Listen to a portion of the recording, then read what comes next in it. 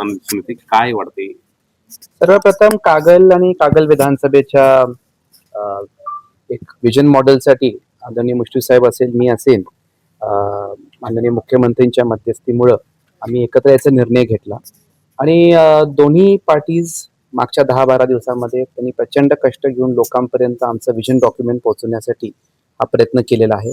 कागलमध्येही आणि मुरगुड दोन्ही ठिकाणी आणि त्याच्यामुळे लोकांमध्ये प्रचंड उत्साह आहे आणि मोठ्या मतदान टक्केवारी मला असं वाटतं की ऑलमोस्ट 90% पर्यंत जाईल असा माझा अंदाज आहे. कारण आमचे लोक बूथ लेवलवर दोन्ही पार्टीजनी चांगलं काम कागल आणि मुरगुडमध्ये केलेलं आहे आणि उद्या 101% विजयाचा गुलाल घेऊन आम्ही आणि मुश्रीफ साहेब येत्या काळामध्ये मुख्यमंत्र्यांना जाऊन भेटू.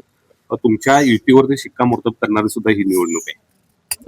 आमच्या मुश्रीफ साहेबांनी तुम्ही दोघांची जी युती झाली या निवडणुकीमध्ये, यावरती शिक्कामोर्तब करणारी सुद्धा ही निवडणूक आहे. लोक स्वीकारतील ते आता आपल्याला उद्या दिसेलच की लोकांनी त्याला किती रेंजनी स्वीकारलेलं आहे.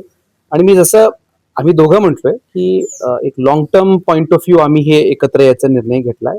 सुरुवात नगरपालिकेतून आहे आणि येत्या सगळ्या इलेक्शन्समध्ये आम्ही एकत्र राहायचा निर्णय घेतलाय.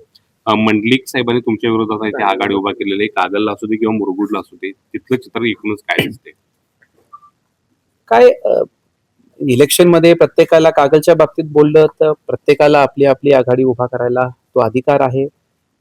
मी माझ्या परवाच्या भाषणामध्ये बोललो की वैशिष्ट्य असं आहे की कागलमध्ये त्यांची जी आघाडी झाली आहे त्याचा जाहीरनामाच नाही.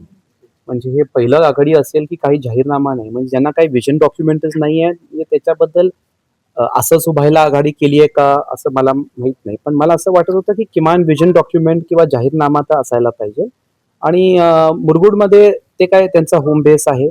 पण तिथं मला मुरगुडमध्ये कॉन्फिडन्स आहे की राजेखान जमादार आणि आमचं जे पॅनल आहे, आमचे सगळे उमेदवार शाहू आघाडी आणि राष्ट्रवादी काँग्रेस अजित पवार गटाचे, त्यांचं विजय होईल. कारण राजेखान जमादारचं प्रचंड तळागाळामध्ये काम आहे. त्यांनी लोकांची प्रचंड कामं केलेली आहेत.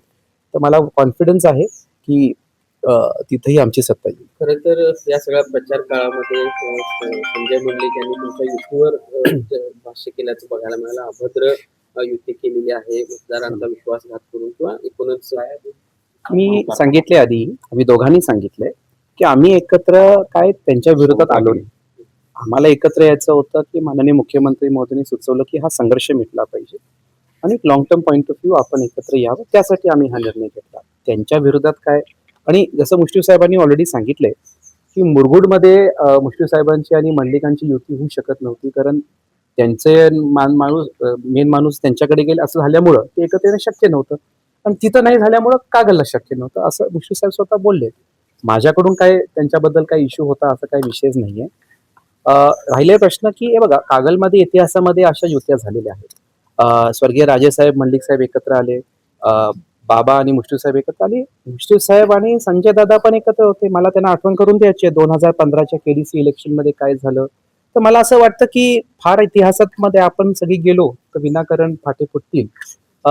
माझं परत ते म्हणणं आहे की अलायन्सेस जेव्हा आपण केल्या त्या योग्य, आम्ही केल्या त्या अभद्र, असं होत नाही. आय थिंक आपण ती परिपक्वता ठेवून, आता आमदारकीला तिन्ही गट माझ्या विरोधात होते. मी कुठेतरी भाषणामध्ये एकामेकाला टीका करणारी लोक का एकत्र आली असं काय बोललो नाही. आय थिंक ती परिपक्वता आपण ठेवली पाहिजे की राजकारणामध्ये हे कॉम्बिनेशन होत राहतात. सब विधानसभेनंतर दोन नेते एकत्र येत आहेत. मतदारांना, कार्यकर्त्यांना काय नेमकं तुमचं आज आव्हान असणार? मी जसं एक स्पष्टपणे परवाच्या भाषणात बोललो आणि मी आज परत नमूद करतो की आम्ही एकत्र आल्यानंतर आम्ही जे पत्रक काढलं त्याच्यामध्ये आम्ही आमचे जे दोन्ही बाजूचे कार्यकर्ते होते त्यांची माफी मागितली. त्याच्यामध्ये मीडियामध्ये काहीतरी वेगळाच परसेप्शन गेलाय. आम्ही माफी तुमच्याशी चर्चा करायला वेळ मिळाला नाही बद्दल मागितली.